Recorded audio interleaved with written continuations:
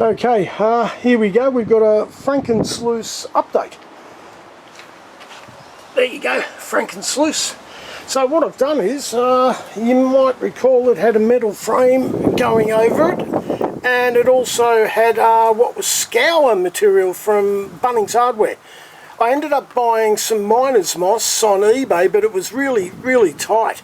I think you'll see it on one of my previous videos, and to the point it was crap. It actually, even though I drilled it in a number of places to open it up, it was still pretty crap. So what I decided was, and interesting to say, last time I was up Slatey Creek, someone told me about the VMAT they had on their sluice, and how it was expensive to buy on eBay, but yet if you went to Bunnings you could buy this as a squarish tile, and you could get a number of lengths out of it. So that's what I did for $12, and FrankenSluice now has the VMAT. And I've still got the old feeder tube, but it rises up a little bit if I'm not using the metal frame. So I've got the option of just putting a just one wing nut bolt here to bring the front down. So I might do that. We'll see how we go. But under that, if I can't be bothered doing the feeder tube, I do have a little bit of flat material here called core flute, and that's like a feeder to get things started. So that's pretty cool. So like I said, I did have extra lengths of this material left over from my big self-adhesive VMAT tile from Bunnings for $12. So I decided I might try something with the Gold Rat River Sluice. So we've got some here. It doesn't come with this, and I did notice the few times I've used this, I have caught little bits of gold in the front. So I know that the VMAT does work. And when I did try this one time recently, I did come to the conclusion the flow is quite important. If you got it real fast, it may not drop into the grooves. So that's something to experiment with and just learn over time. But it's interesting. Each time, maybe I'm not very good at this yet, or I'm doing it in the wrong spots, but I've felt that I was getting more gold in the V than the actual Dream Mat. So what I've done is I've given myself the option of putting the VMAT underneath the Dream Mat, and if I want,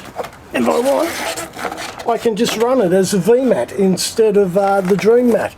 And I just literally undo the wing nuts here, take out the section, and I've got like a decent run of VMAT material. So that's a little hack for the I've got a fly hassling me, sorry. Yeah, and that's a little hack for that. And also, for what was about $4, I bought a handle. So now I can walk along, hold this, I can put the bait pump in here, and also my small shovel, and I've got some Velcro wraparound straps, and I can literally carry it all as I'm walking along. So the less junk you have to carry, especially when you're walking a little bit off the beaten track. So that's FrankenSluice and the Gold Rat. A couple of little hacks there for both. This guy literally, for what is $12, and I think the actual container, which I cut the end off for about $8, you got a $20 sluice with extra bits of VMAT for other projects. Go away, fly, you're pushing your luck. So now, also in my other videos, FrankenPan and FrankenSluice, I have showed you my garden before, so I'm going to just update that a little bit too while we're here. And yeah, here we go. Give us a look, can we see it? Yeah, so I go away, fly, what's your problem? So yeah, I just had my hand on it. Here we go, little tomato there, and we've got a lot of flowers all kind of over this, so things are looking good for the garden. Truth to be known, rats or possums will eat the bloody things while I'm away. But what I did do early was I cut the tip out of the growing stem so I could have multiple main stems. And here we go, I've just spotted another tomato on this guy too. Right here. So yeah, a couple of weeks we'll have those. So yeah, I'm pretty pleased about that. I think they've flowered reasonably early because of the strange summer we're having, being a bit cloudy and no heat waves as such. So yeah, now down to the carrots. They're kind of going along nicely too, to the point I'm ready to harvest my first one, and I'm quite pleased. As you can see, it's got a darker stem, and the two guys next to it, they're a bit greener. The fly is still hatching. I can't figure out why, what it wants. And so this guy, it works out quite good because it means that all these guys are going to spread out on their timing. So rather than having 10 carrots to eat in 1 week, I'm going to get to eat them as they go along. So bear with me. Everyone always complains about having to pan one-handed. I'm going to try and dig this carrot out one-handed. I've just a butter knife, and I've got no idea how big this carrot is underneath here. It might not be that big or worth the bloody trouble.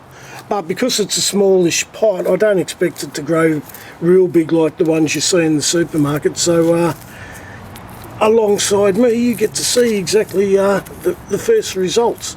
And oh yeah, I might mention this.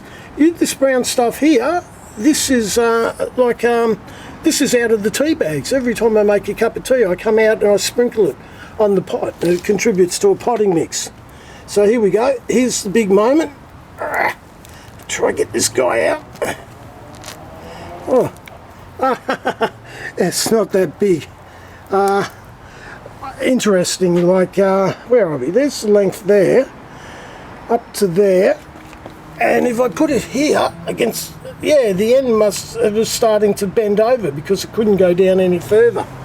So I don't know what to do with this. I probably should put it back in, because at this point in time I think we're calling this a baby carrot rather than a full-on carrot. So alright, I'll put that back in, I think, and I don't know, I might have pushed my luck with that and hurt it. I'll dig that up after the video.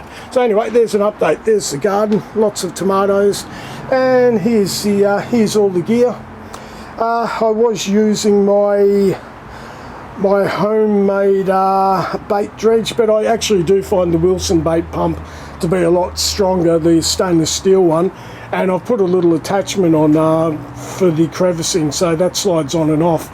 And the thing was, with the plastic one, the plastic bait pump, the homemade one, I found that it was really hard to get the attachments on and off, so I've gone back to the Wilson. It's a bit heavier to carry around, but it is a weapon. And today's another good day too, because I said to my old cheese, all I want for Christmas is a T-shirt, and I've got my old Rose Tattoo T-shirt that I got printed up, and now I've got a new one. Yeah, got dirty hands, so I'm going to try hold. Yeah, so that's this year's present. That and a lotto ticket, and that's Christmas. We're not real religious around our parts, so yeah, it's all pretty good. And here's my rotten face. So yeah, Merry Christmas to all of you, and happy prospecting, and a golden New Year's. Oh, that's the other thing too.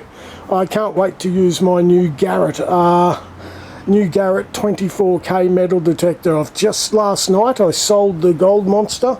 In the end I couldn't give it away. I had to sell it for $730 on eBay, and I paid about $930. So I've lost a couple of hundred, but it was really giving me the shits, to be honest. The new Garrett 24K, it has a threshold, so when you're using it you can hear the threshold, which is adjustable. It also has tracking. You can lock that threshold on. If you go over a target, rather than losing it, if it tracks out, you can put a tracking lock on so you won't lose the target. It's got a pinpointer. It's got a couple of other features. There's something else I was trying to think of. Oh yeah, compared to the Gold Monster, it also has an anti-shock feature. So yeah, if anyone uses a Gold Monster, they'll know. Sometimes when you just hit a bloody old branch or something on the ground, it reacts and makes a noise, and that starts to really annoy you over the course of a day. So yeah, the Garrett 24K does have an anti-shock feature, which I'm going to really look forward to. It's got iron discriminate and a couple of other things, but I probably won't be using those. But the threshold adjustments, that's pretty good, because you can adjust it up for the hot rock areas and so forth. So it's got a little, which the Gold Monster had the automatic setting, but that was crap, let's face it. The Gold Monster seems to be yesterday's hero, and I think there's better stuff coming out with the VLF technology metal detectors, to the point Gold Cruise or Cruise of Gold. I saw a video for that one on Chasing Gold Australia the other day, and that seemed like a pretty good unit too. That had an audible threshold that you could hear. Sounded like a bunch of mosquitoes, but you could hear when it went over a target, it changed, and that, to me that was all you need. And yeah, he was digging up gold with it, so yeah, it's all good. You know, we're out of lockdown. Next week I'm going to Smythesdale, Scarsdale and Baringa to try out the Garrett 24K. On Monday coming up I'm going up to Warrandyte again, and to my surprise I got a little picker there last time, and that was the first time I've ever got a little picker when it comes to gold panning and nuggets. So although Warrandyte doesn't have a good reputation for lots of gold, I tell you what, if you get 1 or 2 pickers each time you go up there, it kind of makes it all fun. So anyway, there you go. Here's my carrot. Hilarious. I thought I had a bit more on offer than that. I think I'm going to put it back in, or maybe I'll put it in one of the bigger pots and hopefully it'll grow a bit bigger. Anyway, that is the end of the video, and that's the update to FrankenSluice, which is kind of nice and light when you pack it away, so it does serve a purpose.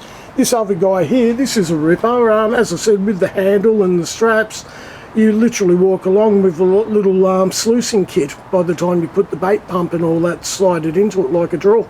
So that's good, but this guy here, FrankenSluice, it was a lockdown project and a bit of fun. So yeah, I'll keep it and I will use it.